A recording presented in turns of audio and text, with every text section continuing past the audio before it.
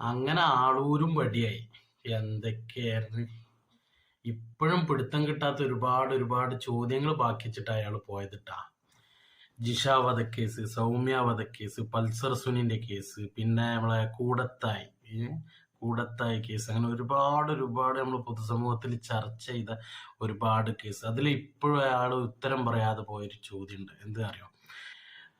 ഗോവിന്ദചാമീനെ ജയിലിൽ നിന്ന് പുറത്തിറക്കാൻ, അദ്ദേഹത്തിന്റെ വധശിക്ഷ ജീവപര്യന്താക്കാനും വേണ്ടിയിട്ട് മൂപ്പർക്ക് ഫണ്ട് കൊടുത്തത് ഒരു ഗ്യാങ് ആണെന്ന് പറഞ്ഞു. ആ ഗ്യാങ് ഏതാണ് എന്താണ് ഒന്നും അയാൾ വെളിപ്പെടുത്തിയിട്ടില്ല. ഇപ്പോഴും പുറത്ത് പറയാത്തൊരു സത്യമാണ്.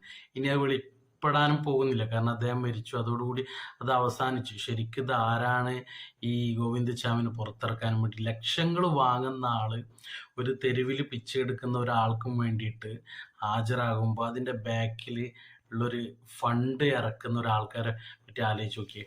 അത്രയും വലിയൊരു സംഭവമായിരുന്നു. എന്തായാലും ആ സത്യങ്ങളൊക്കെ പുറത്ത് പറയാതെ അദ്ദേഹം പോയി. ഒരുപാട് ഒരുപാട് നെഗറ്റീവാണ് അദ്ദേഹത്തിന്റെ മരണത്തെ കുറിച്ചിട്ട്. മരണത്തിന്റെ ന്യൂസ് വരുമ്പോൾ ഫുള്ള് നെഗറ്റീവ്. അദ്ദേഹത്തിന് എല്ലാവരും ചിരിച്ചുകൊണ്ടുള്ള വീഡിയോസാണ് എല്ലാവരും ചെയ്യുന്നത്, കമന്റ് ചെയ്യുന്നു. ഒരാൾ പോലും നല്ലത് പറഞ്ഞിട്ടില്ല.